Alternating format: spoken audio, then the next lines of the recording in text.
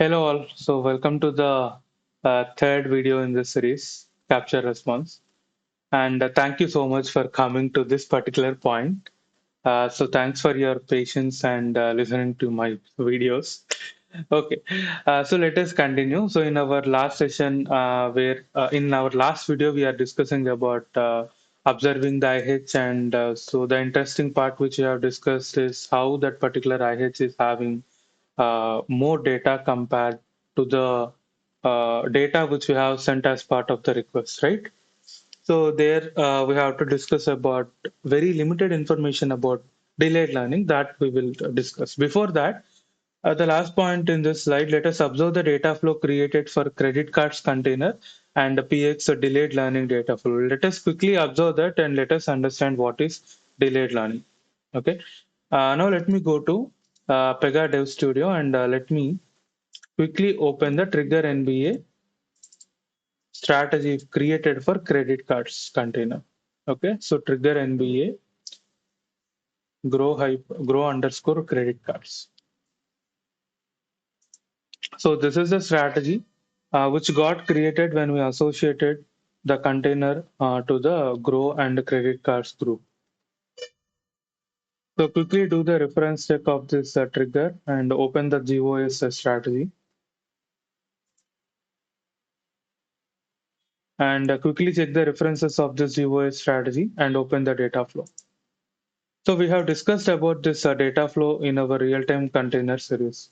So in this, let us discuss an important part. So here the decision strategy is being called in this data flow, right? So open this decision strategy. Okay. So in this decision strategy, we have a mode. Okay. No, there are different modes in a decision strategy. One of which is make decision and store the data for later response capture. So when you select this particular option, what will happen? So make decision means what? Okay. So the strategy gets executed. That is called as a make decision and store the data for later response capture. Now, whatever the results which are generated by the strategy will be stored for the later response capture. Okay. Now, where it will be stored? It will be stored in PX decision results dataset.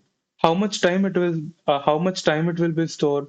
It will be stored for 1440 minutes. 1440 is nothing but 86,400 seconds, which is nothing but 24 hours. Okay. And by the way, this data flow is being generated whenever you save the channels tab of the NBA designer. So that means whenever you associate a real-time container to a particular issue and group, at that time this data flow is generated. Okay. And this value can be changed by tweaking a DSS. Okay.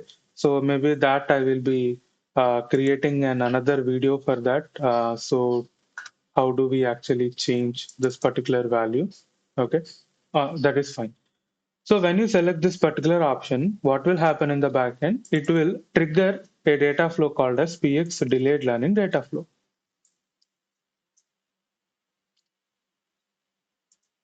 Okay. And this PX delayed learning data flow will be doing some operation. Okay. Uh, of sending the data to a data set called PX decision results data set and writing the data to event store data set. And it does many other logic as well. It is running PX process decisions. Okay. And it is also sending the data to PX decision stream if the export files is enabled. As you know, right, we can export both the interaction history, also the decisions as well.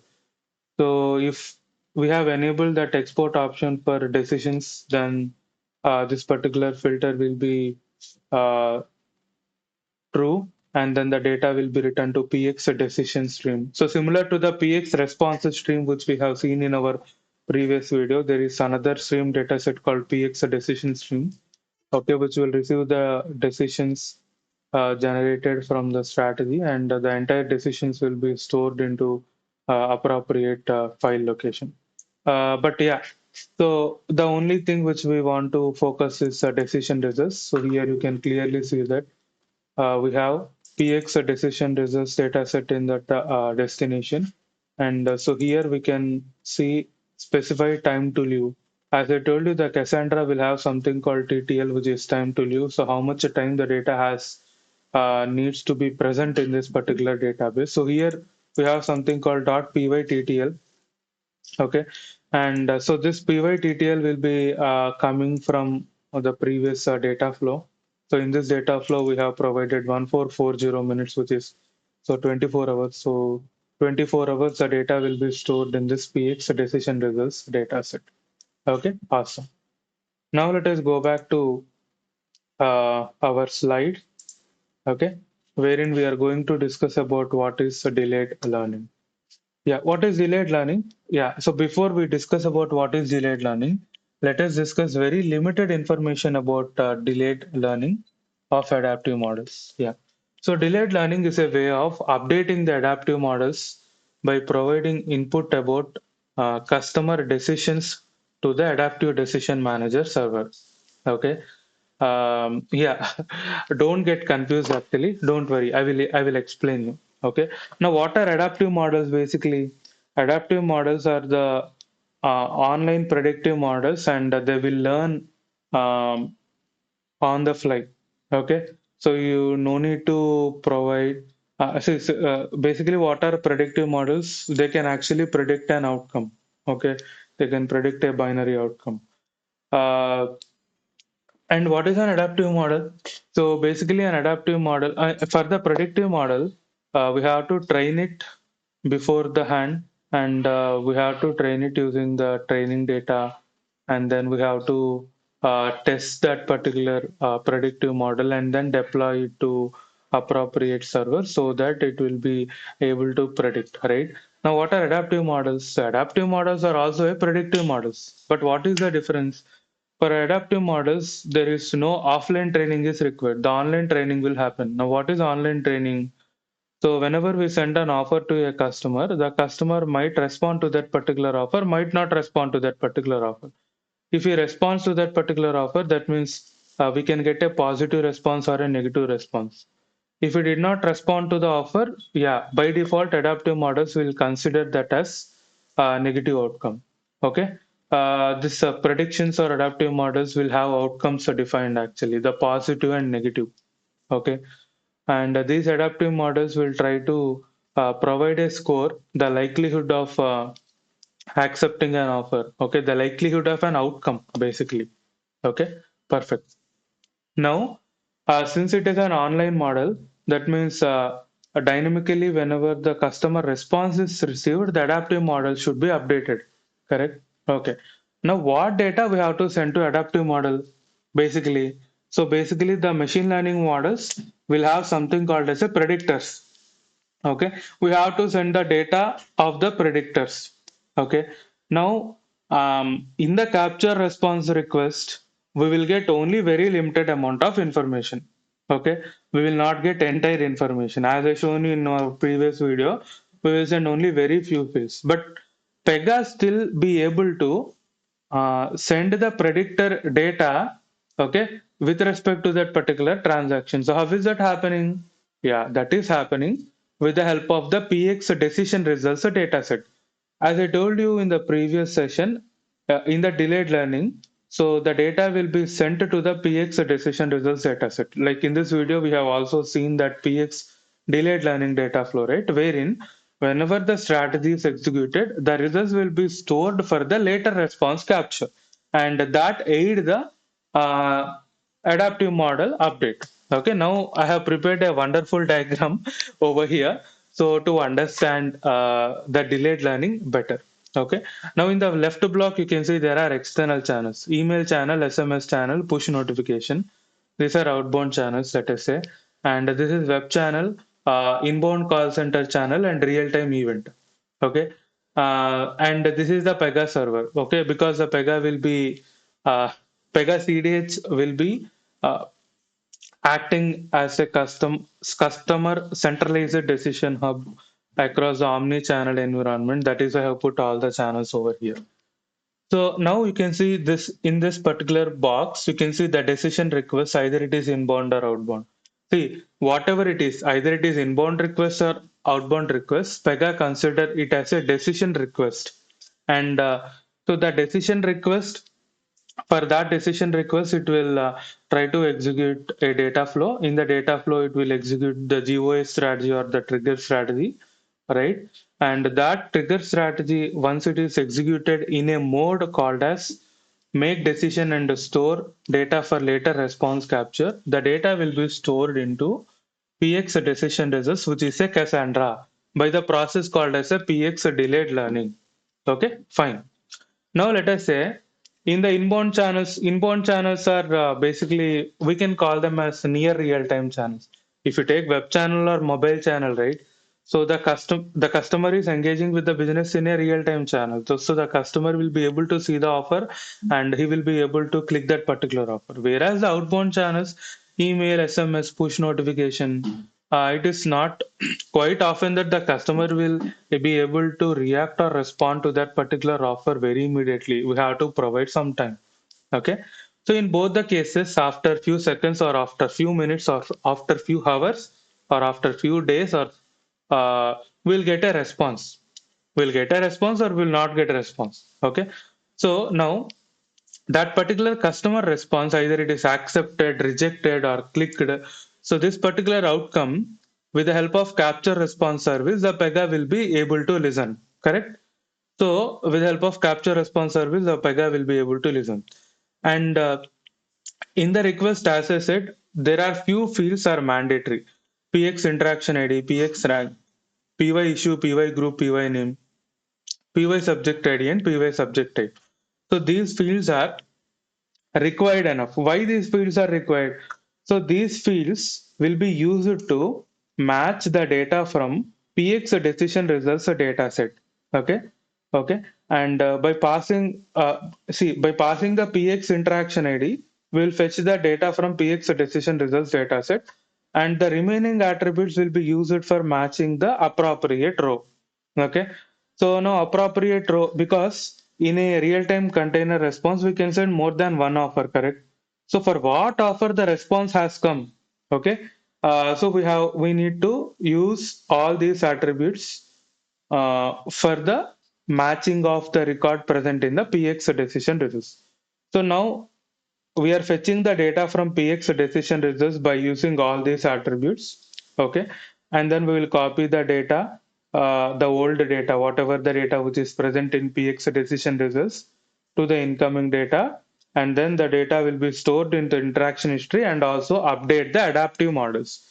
Now in the adaptive models, so it will have the accepted outcome. So let us say accepted outcome came. Now the adaptive models will be updated with the value that, okay, this customer has accepted this particular offer. The record will be sent to the adaptive models, uh, to the adaptive decision manager server called as ADM server, and that will be able to listen and update the models appropriately. So this is delayed learning. Very simple. Delayed learning means we will not get the response from the customer very immediately. Okay, but we have to send that particular outcome to the adaptive model. So in order to send that particular outcome to the adaptive model, we have to store the data somewhere. Okay, somewhere you can say cache. We have to store the data somewhere, either in database, relational database, or somewhere we have to store. So Pega is storing the data in the PX decision results dataset. Now, whenever an outcome comes, right, and these fields we will receive. Based upon these fields, it will pick the appropriate record, and all the entire data will be fetched from PX decision results only for that particular record. Okay, and the data will be returned to interaction history and also update the adaptive models. Basically, the adaptive models require what? Predictors, etc. So those predictor values will be picked from PX decision results. Now you have a question. So Sham, basically the predictor values, mostly they will be customer properties or IH summary properties, right? So why we have to store the data into the PX decision results? Okay, we can also fetch the predictor values from the customer table whenever we receive the capture response request, right? So suppose now why does Pega is storing the data in the PX decision results? So this is a great point. Now, whenever a decision request happen, we are storing the data at that particular point of time. Suppose later if the data is changed. Okay, so that means we are incorrectly updating the model. Suppose earlier the age is 25. No, not the age. For example, the location of that particular customer is location here. For example, New York, let us say. Now it has been changed to some other location, maybe Washington DC. Okay, maybe Delaware. Some location has been actually changed. Okay, so so the customer has changed his location and then he responded to that particular email. So that means there will be a mismatch, right? So this particular decision has been given to that particular customer when he is present in New York.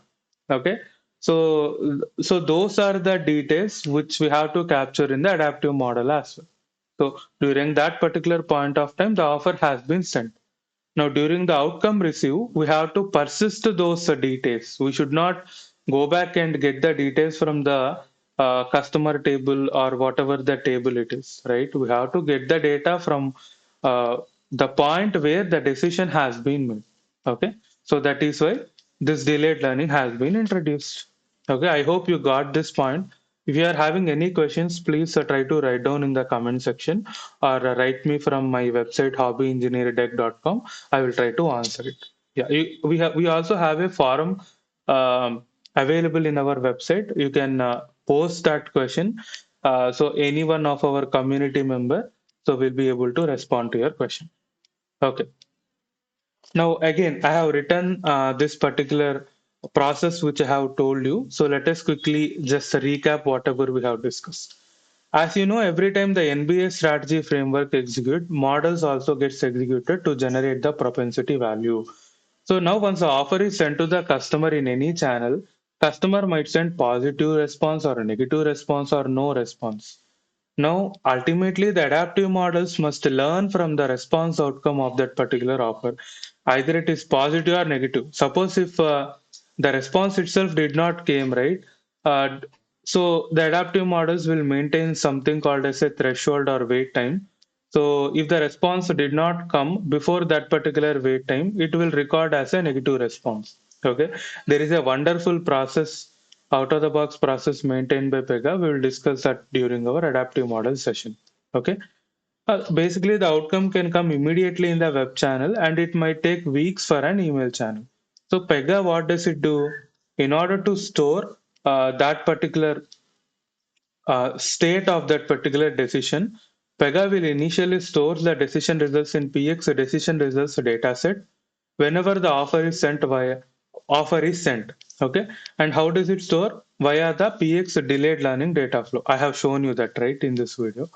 Now, this decision results will contain all information about the decision, offer details, model execution details, and also common inputs where the data related to predictors will be stored.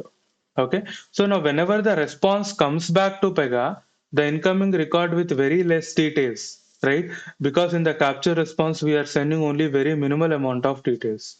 And those will be matched against the data present in PX decision results dataset on few fields, and all the fields will be copied onto the record. Now, what are those few fields? PX interaction ID, PX rank, PY issue group name, subject ID, and subject type. Okay, so make sure you send the above fields correctly.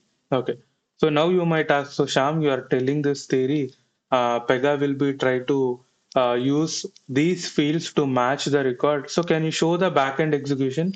Absolutely. So in our next video, we will understand the capture response backend. So starting from the service, we will try to we will try to see what are the activities being called, what are the data flows being called in our next video. Don't miss the next video. And thanks for being patient for this entire video. See you in the next video. Thank you again.